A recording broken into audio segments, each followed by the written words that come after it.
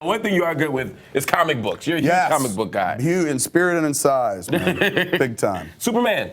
Yes. Coming out. Man of Steel. What do you think? I can't wait, man. I've seen the every trailer, every TV spot. I haven't seen anything more than anybody else has seen, but all that stuff that I have seen is fantastic. I keep talking about this one shot of Superman carrying Lois Lane. It's Amy Adams playing Lois Lane. Yeah. We're on his back, and we're looking at her. She's looking back at danger that they're flying, speeding away from. And her performance, man, it's so imagination. What is the perfect term to describe it?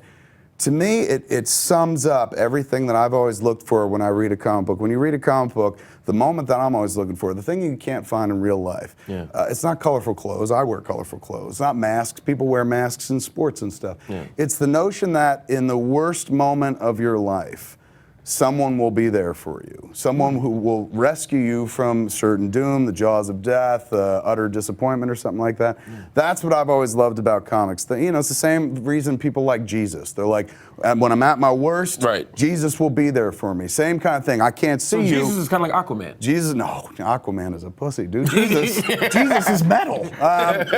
So for me, looking at that moment in the trailer, man, where he's carrying Lois Lane, she's looking back, that to me typified everything I've ever read a comic book for. What I look for in a comic book is that moment, that really beautiful moment of like, here's somebody who has no financial tie to you, no blood tie to you, just doing the right thing, saving your life because like that's what they do. So I've always loved that about comics, and that's what you see in that 2-second shot in the trailer. Yeah. They nailed that so well that I was like, fuck you, take my money. Like take all of it, I won't pay to see it 3 times. Wow. So I'm all for it, man. I can't, if you get Superman right, he's the granddaddy of all superheroes. Without Superman, you don't get to Batman, you don't get to Spider-Man, you don't get to anybody else. It was Superman first and foremost.